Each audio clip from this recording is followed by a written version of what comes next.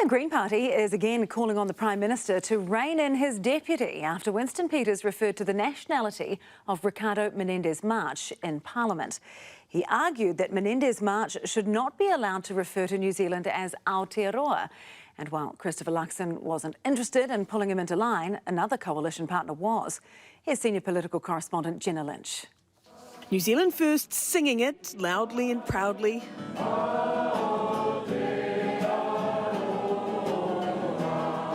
But uttering it in the House... Does she think it's fair to deport people who have been born in Aotearoa? Apparently a different story. Point of order, the right honourable Winston Peters. Here we go again. My question is a serious one. Why is someone who applied to come to a country called New Zealand as an immigrant in 2006 allowed in this House to change the country's name without the mandate, the approval or referendum of the New Zealand people? Winston Peters lining up for another round with Ricardo Menéndez March, who was born in Mexico. The person asking the question is an elected member of this House.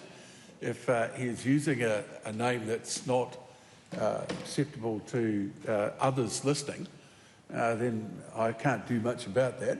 Speaker Jerry Brownlee initially brushing it off before making a different ruling. It's probably not an unreasonable thing to perhaps use, if you want to, the two names Aotearoa and New Zealand, but not just the one. Quite clearly, the minister is sworn as a minister of a government in New Zealand. Ministers can take the oath in either English or te reo Māori, like Shane Jones did, for instance. The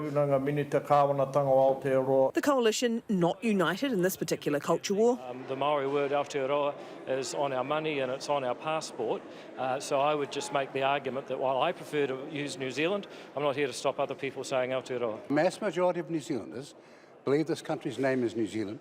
And if the name is going to change, we're going to ask New Zealand people first, not have a few little radicals decide they're going to change it. There was no issue raised when Cabinet Minister Tama Potaka referred to Aotearoa in the House yesterday. I look forward to engaging with nearly 30% of the entire whenua of Aotearoa to generate more revenue. Tama Potaka is a Māori, not a recent immigrant.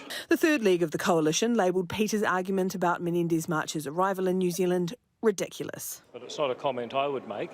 I believe in the principle that no matter whether you came here on a waka, a sailing ship or a 747, if you're here legally, you're a Kiwi and you should be treated equally. It was utterly appropriate. He applied to a country in 2006 called New Zealand, and in this Parliament has just changed the country's name without the mandate, the authority or referendum of the New Zealand people. It's totally appropriate. It's just explicitly xenophobic. And again, what we have is language and behaviour that can translate to harm outside of these four walls. And the most disappointing thing about this all is that the Prime Minister is literally too scared to hold Winston Peters to account. The Greens wrote to the Prime Minister not even a month ago when Winston Peters last brought up the national origins of their MPs and Shane Jones yelled, "Send the Mexicans home." They never heard back.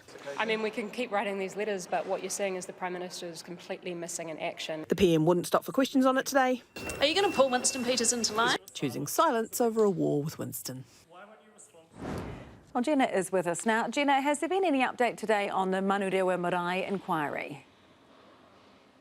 There has. Te Pāti Māori President and Waipareta Trust CEO John Tamahere today went on RNZ and admitted that some of the census forms collected at Manurewa Marae had been photocopied by staff there, but he says that the data was not used to help the party's election campaign as had been claimed by whistleblowers. Te Pāti Māori MP Takutai Tash Kemp was the CEO of Manurewa Marae at the time, and she beat Labour's Penny Henare by just 42 votes in the Tamaki Makaurau seat. Winston Peters yesterday said that that meant the seat had been, quote, stolen. Chris Hipkins, the Labour leader, also felt that that election in that seat had been unfair, raising questions around the Electoral Commission because they put a voting booth at the marae. Now, when we asked the Prime Minister yesterday about the Electoral Commission, they weren't covered by the inquiry, whether there should be any investigation